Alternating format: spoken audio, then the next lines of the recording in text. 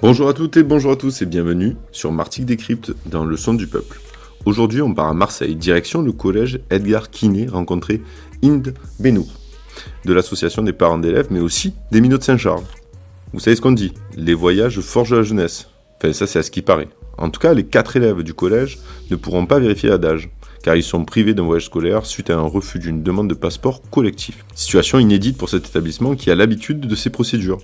Alors, Inde et les parents d'élèves défendent une école d'égalité face aux opportunités scolaires, pour toutes et tous. Alors, on l'écoute dans quelques secondes, mais juste avant, on voulait vous faire un grand remerciement de la part de toute l'équipe. Parce qu'avec plus de 300 heures d'écoute, plusieurs centaines d'abonnés, on crée une belle communauté en quelques temps, dont tu fais maintenant partie. Et un grand bravo à ceux qui font cette radio. Quelques noms, ça et là, Inde, Morgane, Thomas, Alain, Marc, Romain, Jean-Pierre, Jean, Jo, Laetitia, Marianne, Mireille, et bien d'autres qui ont embarqué dans cette belle aventure. Et à présent, on écoute ensemble, si vous voulez bien, Inde. Allez, merci à tous. Je m'appelle Inde Benour de l'association Les Minots de Saint-Charles. Et récemment, notre association de parents d'élèves a été confrontée à une situation révoltante. En effet, la préfecture a refusé de délivrer des passeports collectifs à certains enfants scolarisés au sein du collège pour des voyages scolaires inter-Europe. Cela nous a profondément choqués et ce qui nous a le plus choqué, c'est le caractère arbitraire de ces décisions.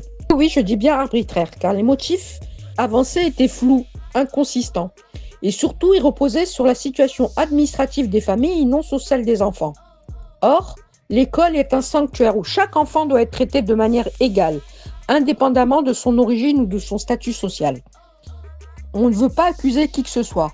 On veut bien croire qu'il y a eu des erreurs, des malentendus, peut-être même des excès de zèle. Mais le résultat est là. Des enfants ont été privés d'une expérience éducative essentielle, une expérience qui aurait dû les ouvrir au monde, les enrichir et les souder à leurs camarades. Cette lutte, elle nous concerne tous, en tant que citoyens, en tant que parents.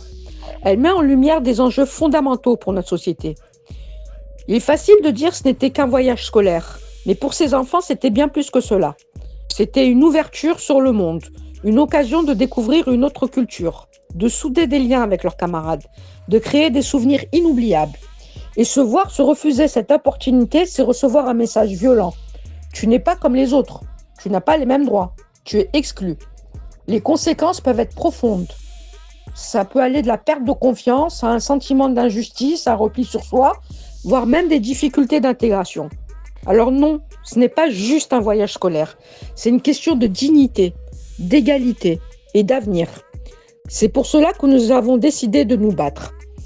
Pas seulement pour ces quelques enfants, mais pour ceux qui pourraient être victimes de telle injustice à l'avenir. Nous nous battons pour que l'intérêt supérieur de l'enfant soit enfin une réalité et non un simple slogan.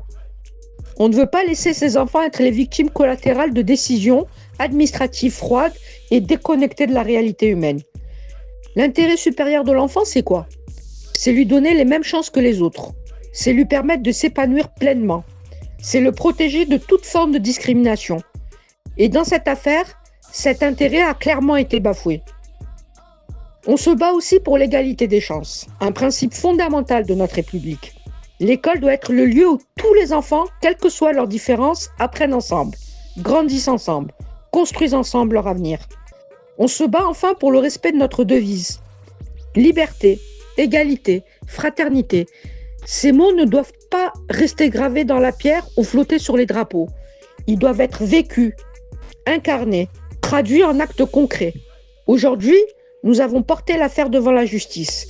C'est une démarche compliquée et difficile pour nous, mais nécessaire.